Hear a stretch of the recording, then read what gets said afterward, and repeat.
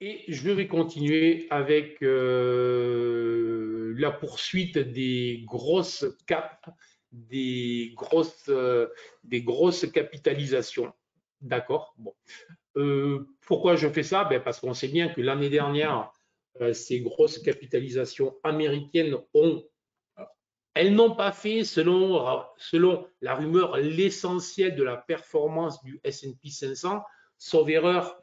À mes derniers décomptes, il y a plus de centaines, 130 ou 140 valeurs qui ont fait plus de 20% sur le S&P 500. D'accord? Donc, ça fait quand même un gros quart.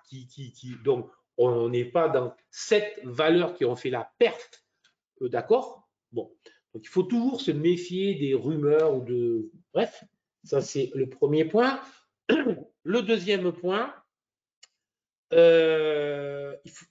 malgré tout, alors ça, je l'ai lu, je ne l'ai pas vérifié. De toute manière, je ne suis pas trop en mesure de le vérifier. Il faut juste croire ce que nous raconte MSCI World. A priori, les sept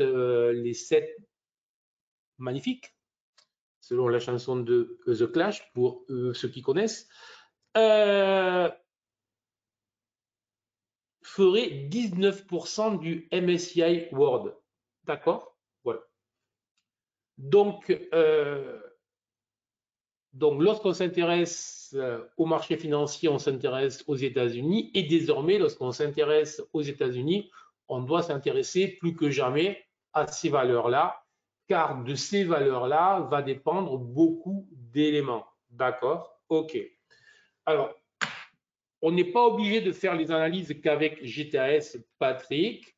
Le price action, voilà, est aussi très intéressant. Et là, j'essaye de vous faire des analyses en price action pure. Voilà. Après, moi, j'utilise GTAS de manière systématique pour tout, mais bien évidemment qu'il n'y a aucune obligation.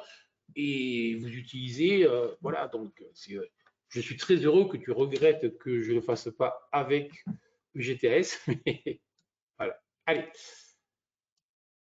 bon.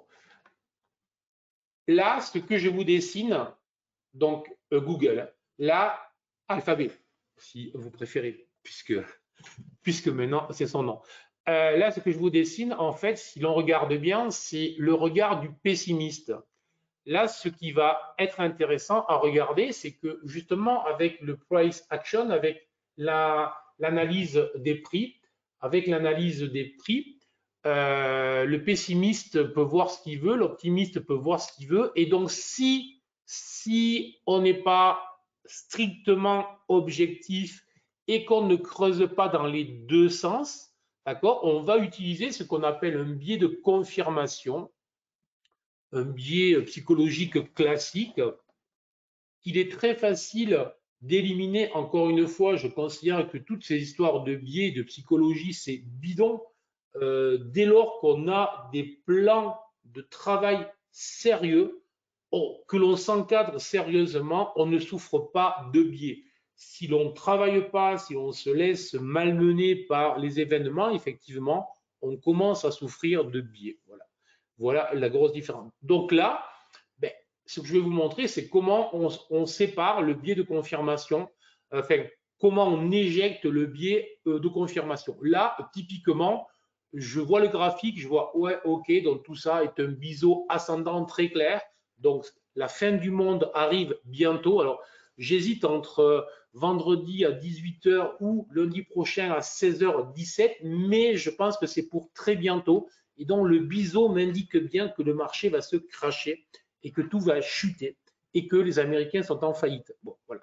Donc ça, c'est un scénario possible. Peut-être que ce n'est pas le plus évident pour les prochains jours, mais c'est une possibilité. Mais voilà, là, je fais mon biseau ascendant et tout le monde sait ou devrait savoir que dès lors qu'on a un biseau ascendant, la probabilité, la sortie par le bas, s'il y a probabilité de sortie par le bas, ça signifie que ça va descendre et ça pourrait descendre d'au moins de l'amplitude du biseau, donc près de 20, 22. Donc, autrement dit, un retour qui pourrait se faire sur les 110 à la louche très vite. Hein. Je vous le fais bon. Maintenant, on va regarder en essayant d'être plus objectif. Là, pour moi, j'avais une configuration baissière, potentiellement, avec une première alerte d'eau à confirmer. Je dis bien à confirmer. Et que s'est-il passé? J'ai fait un haut plus haut. La base de l'analyse technique, là, je suis vraiment dans les fondamentaux purs, je veux dire, dans voilà. La base de l'analyse technique, je fais des hauts plus hauts. Ça veut dire que j'ai des acheteurs qui sont contents, que la grande majorité des acheteurs sont contents. Alors là, effectivement, depuis 5-6 jours, ceux qui ont acheté sont moins contents. Et bon, là, c'est quand même durant les fêtes qu'il n'y a pas eu grand monde. Il y a tous qui ont acheté en gros l'an dernier sont contents. Et avant qu'ils se mettent en stress, il va falloir beaucoup de temps. D'accord? Bon. Donc, no stress. No stress. Alors, donc là, c'est purement objectif. Donc, je remarque que les vendeurs ont eu leur chance avec un gap plus que significatif et que là, oui, tous les vendeurs se sont fait squeezer fortement. Parce que là, vous avez tous les shorteurs qui se frottent les mains et là, vous avez tous les shorteurs qui pleurent.